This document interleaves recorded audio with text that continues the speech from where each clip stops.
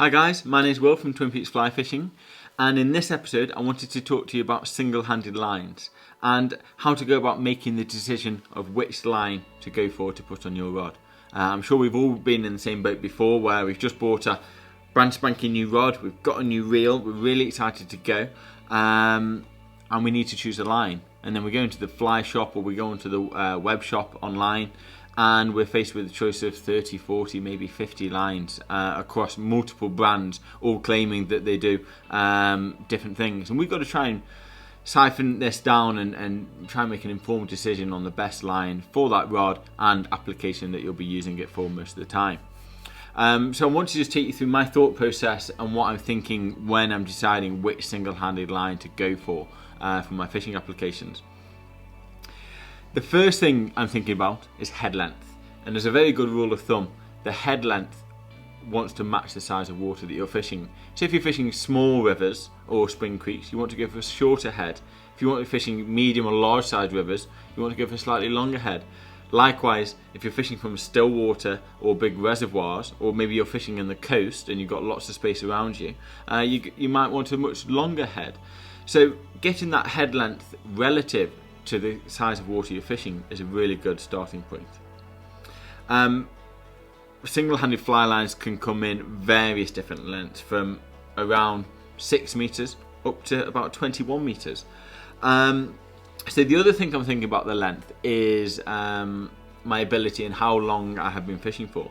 If I'm relatively new to the sport, or I've just been doing it for a little while, then I'd be erring on the size of the shorter to the medium length heads. The longer headed lines is going to make it slightly more difficult. It means you've got to manage more line out at the end of the rod, which generally means you're going to need to create a little bit more line speed to be able to manage that line, but I'll get into that a little bit later. So if you're just starting out, slightly shorter or medium head length. If you've been doing it for quite a while and you want to sort of take a step up, maybe go for the slightly longer heads. So I'll just discuss a little bit about, I've just got 6 single-handed 7-weight lines in front of me here. They're all rated for a 7, so they would all work on this rod. And I'm just going to discuss the different applications that I personally use each of these lines for. So if I start with the Opti Drift, okay, this is the shortest head, coming in around 6.7 meters. For me, this is my small trout water line, okay, for the likes of the River Don, the Devon, smaller spring creeks. This is the line where often I don't have a lot of space around me. In the summer, the rivers can be very overgrown and there's not much casting space at all. It's got a short, compact head, allowing me to load that rod nice and quickly and easily. It will spay cast really well. Really good for casting clink and dinks, heavy tungsten nymphs. If I need to get down a little bit. Equally, it's going to be good for streamers. If I don't have much space around me, I can make one back cast back, and I can kind of place my back cast in amongst the trees and wherever I've got a gap, and I'll be able to make a cast forward without much force casting needed at all. So for me, this is my sort of smaller river line that I really trust, and I'm using this an awful lot at the moment. Taking a step up to the next length, okay, the Opti Flex is slightly longer, coming in at about 9.1 meters. This is a really nice all-rounder, anywhere between kind of 8.5 to 9.5 meters. That's going to be a really nice length head to begin with. This is the line that I would teach with, especially with novices. It's not a very long line, so we're going to be able to manage that amount of line out of the end of the rod very easily. But it's a little bit longer that we can manage the false cast. Okay, we're going to get quite nice presentation. It's going to spay cast easily. It's good for still waters, relatively smaller still waters. Our local still water fisheries, this is ideal for, and probably one of the best sellers actually. So anything around this is a good all-rounder. If we go up again, the Opti Stillwater, this has probably been one of the most popular of the loop lines in the single-handed range. Slightly longer, this is coming in at 10.2 meters. This is, once we get to about this length, I'm starting to think a little bit more about presentation now. The slightly longer line is going to give me a better presentation at distance, okay? If I'm fishing on a still water, it's flat, calm, presentation is key. So Opti still water is a really, really nice one for the reservoirs, slightly medium to larger size rivers and lakes as well. If we go up again, we've got the OptiFlex long. Okay, so this comes in at 11.9, 12 meters. So this is definitely a little bit on the longer side. By no means a long-bellied line. Okay, it's just on the longer side. It's going to be nice, and it's going to need a certain ability of casting. Okay, because we're going to have to manage a lot more line out at the end of the rod to be able to get the rod loading effectively with the amount of weight needed to load that rod efficiently. But I really like this with a slightly elongated rear taper. It means I can handle more line in the air, and I'm going to get really nice long presentation cast at distance. So if I'm trying to, if I'm fishing on a fairly large still water, or let's say I've got lots of space around me and I want to present that team of buzzers or that dry fly at distance delicately, this is probably the line I'm going to go for. But again, the longer headed the line, the casting ability needs to be a little bit higher. And then this one, this is actually the salmon and sea trout dry fly line. Real favourite of mine. I took this to Iceland last year. It's 11.6 meters long, so again on the longer side. For me, for medium-sized rivers, medium to larger sized rivers, it's been designed for salmon and steelhead in Newfoundland and Labrador. It's got a really compact front taper on it that I'll discuss about a little bit later to be able to turn over dry flies. So that's the head length, the number one thing to think about. If you're new to fly fishing, go on the shorter to the medium head length lines. If you've been doing it a little bit longer and you want to start getting better presentation at distance, go for the slightly longer headed lines. So once I've thought about the head length and I match that to my ability and the size of river that I'm fishing, I'm then starting to think about the taper. And why is the taper very important?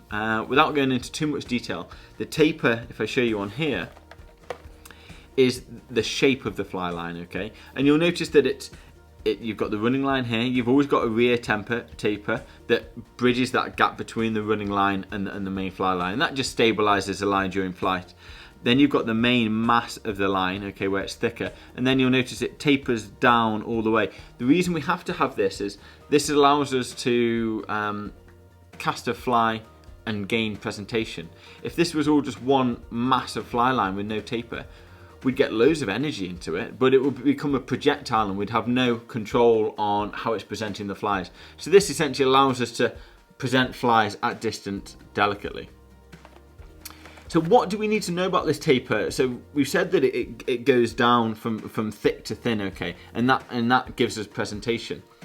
So when we think about taper, we want to be thinking about what size of flies that we're casting, okay. If we look at this line here, you'll notice this has got a short, compact front taper, okay? You'll see at this front end, it tapers down very quickly. So this has been designed for casting wind-resistant dry flies like bombers and muddlers at distance. So it's got that short, compact front taper, which is going to turn over these big, bushy dry flies into a headwind with ease, okay? Whereas if we look at this one again, and we compare the two, the Opti Stillwater, which has got a much longer front taper for presentation, you'll notice that it tapers much more gradual, so that's going to give us better presentation at distance. So have a little think about it. Are you mostly fishing streamers out of a drift boat in the States? Then maybe you want to be looking at something like the Opti Drift, nice and short, quite short front taper. It's going to turn them over fairly easily.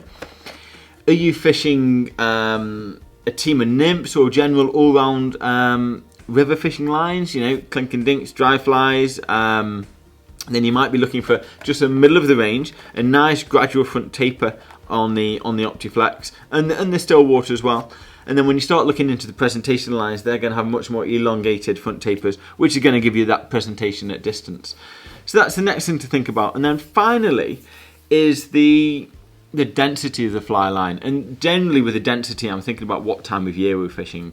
Am I fishing in early spring or through the winter on the still waters? Generally it's going to be quite cold, so I might want a range of fly lines in a hover or an intermediate in a sink 3, to be able to get depth. Am I going to be pollock fishing from the coast off the rocks where I want to get depth quickly? Or am I going to be mostly floating line fishing in the summer with dry fly? So generally, I'd say floating lines are the most common, and if you want one line just to get started, go for a floating line, and that'll get you going. And you can always put weighted flies on the end. So that's what's going through my head, guys, when I'm thinking about which kind of line I want to put on my rod. Providing you match the line rating to the rod rating, so the line is a rating number 7 to my rod as number 7, all of these lines are going to work on your rod. But they all are designed with specific applications in mind. So that's just have a little think about what kind of fishing are you doing, what's your ability, am I fairly new to it, have I been doing it for a long time and I want to get something different out of my line.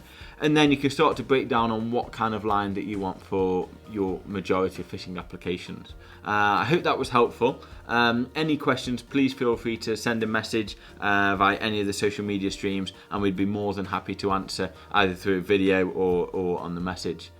Take care, folks, and I'll see you soon.